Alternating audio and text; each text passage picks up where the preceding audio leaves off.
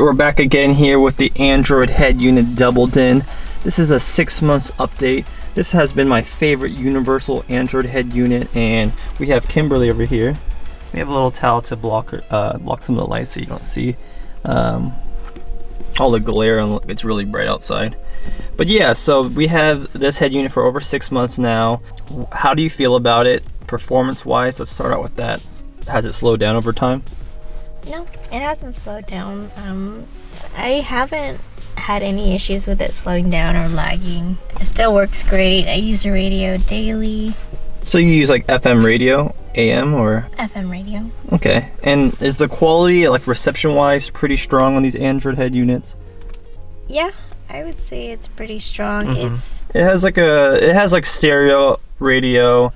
It shows the meta tag data and stuff like that, and of course you can have your presets, which she has right here. It's really nice. I mean, the interface, it's blue and stuff like that, but you can also always go on home and have it play in the background while you're having that, and you also have a little widget right there, so that's great. So day by day, that's what you do. Listen to the radio. Is there anything else that you do that, just performance wise? What happens when you plug in your phone? Using navigation on this has been fine, except when I plug in the phone and I have GPS on, it sometimes disconnects. Okay, so then it just takes a while for it. And we're just, so yeah, so this interface right here, it's running, it looks like it's running at 60 frames per second. I know my camera is shooting at 24 frames per second, but it's really smooth, like 60 FPS smooth. Now the way it, you see how fast it zooms in, zooms out, and shows all the detail. Now I drive a Tesla Model S, and it chugs. It won't be able to do this. Basically, it shows little cells when I do this on my car, but look, this is like super fast, which is like, it's great. And I see you use Pandora, you use thumbs up and thumbs down. Most of this interface, it's as fast as your phone, right? It doesn't really use the processing power of this. So yeah, it offloads it to your phone. Looks like you have YouTube Music, Pandora, and stuff like that. All right, awesome. And how's the GPS performance on your phone using Android Auto? Is pretty good? Yeah, it's pretty good. When I plug it in, I just look out on the screen, and that's pretty much all I need. It does have some connection issues, but once you plug it back in, it works just fine. Okay, that's good. And has the sound quality been pretty good with you? Has it ever like skip songs Bluetooth wise? You said the FM radio sounds great, but how about just overall the audio experience? Audio, because I plug it into my phone, I don't have any issues. I'm using either Pandora or Spotify. I haven't used the Bluetooth as much because I just plug it in and use autoplay. But audio is good. Yeah, and I noticed these Bluetooth ones, the sound quality is good, but when you have it hard plugged in and have it directly like just playing, the sound quality is a bit better, but not by much. I mean, people won't notice, but if you listen to it side by side, it is noticeable. That's why we go with the hardwired. And if you do have, if you can unplug your phone, if you don't have an Android and you have an Apple, it does have Apple CarPlay wired or wirelessly, and of course you see Android Auto right there. Now the version we're using right here is 3.1.10, and it's good. Yeah, it works. It has, you said it has dropped the connection a few times, but you just unplug or replug, you just wait and it reloads. I think I talked to one of the guys, not the SIDA, but the Z-Link guys, and they said they're working on compatibility with phones and stuff like that. So make sure you're using the highest quality USB cable. The USB cable we're using here is not the OEM one, came from Samsung. It's AUKey. It's from Amazon. It's cheap, but it works pretty good, and I mean, it's cheap. So if you use a higher quality USB cable, you could maybe not run into those issues. Other than that, how do you like the head unit overall these last 6 months? Because We've been going through many head units on our channel, from a 13-inch Android head unit to a rotating Android head unit, like motorized one. What made you stick with this head unit over, let's say, those ones right there? I would say it lasts long. Like, the quality is better. I like it because it's not too big. I think the other one that we've had completely covered the vents. This one's just perfect. It doesn't block the vents. Yeah, and you can, I think you can adjust this. You can adjust it higher or lower. Yeah, there's mounts. Has the clips back here where you can adjust it, make it higher or lower. But yeah, from the driver's side, you can adjust it, and it's not blocking the vents. So you can get that airflow to your face. Right, and the design, I like this design.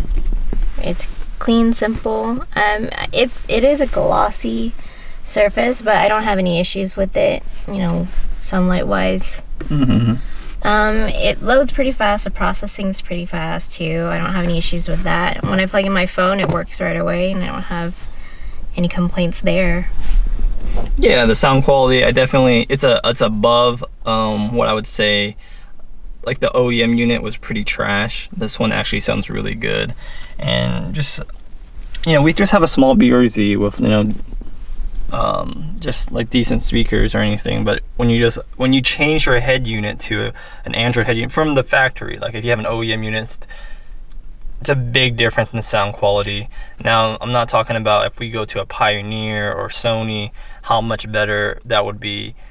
We're actually gonna plan on making a video buying a $1,000 head unit or $800 head unit, something really expensive, comparing it to the Decida soon, so stay tuned to that.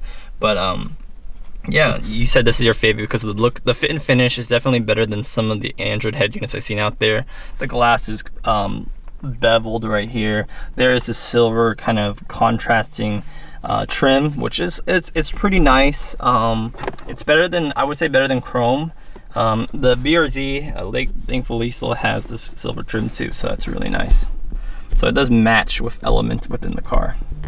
All right, so yeah, any final things you want to say about this head unit from the Decida, the 10-inch rotating head unit?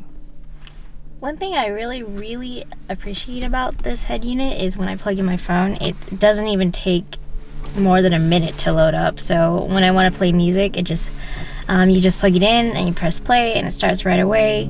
There's no lagging, and the processing, as I mentioned, it's extremely fast. So, and with the way that it looks, it's pretty much like putting a tablet onto your dash, and it's great. For me, I appreciate the Android portion of it. And working with the GPS has been a blessing, because I normally just look at my phone when I don't have this, and it's dangerous that way. But when you just plug this in, have your GPS on, you just look at the screen and you don't need to look at your phone. Yeah, it's great. It's easier to navigate. It's easier to see. Your head is closer to basically right here, so you can look at the windshield, and just overall a better experience for sure. Yeah, I'm really happy with this unit. It's the reason why we came back after switching so many head units. Kim over here decided to go back to the Decida. Fit and finish is nice. Quality is really nice. The price was it's like $500 to $600 with the built-in CarPlay, which is a little bit steep, but the quality here, it's worth it. Yeah, and when you plug in your phone, you're charging your phone too, which is nice. And that's just like the overall, the whole thing, the package. It's well-rounded. I'll call it like the jacks of all trades. It does everything well. Could there be things that can do better?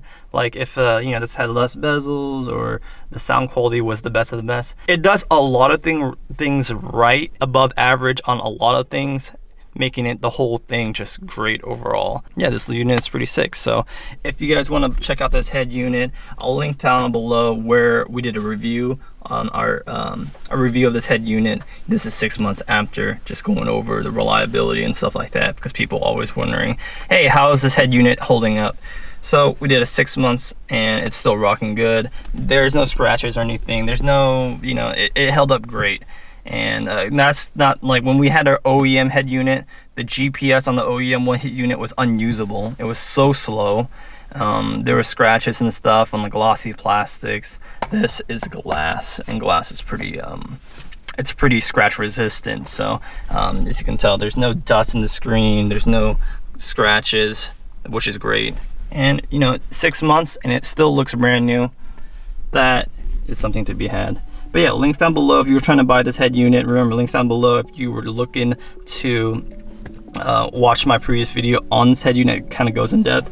And don't forget to smash that like button and subscribe if you guys really like this channel. I definitely want to do more Android head unit videos. It's a little bit been slow this year, so I'm gonna do this wrap up, and stay tuned because I have more videos coming for specific models and new models coming this year. Thank you guys for watching. See you guys next time. Peace.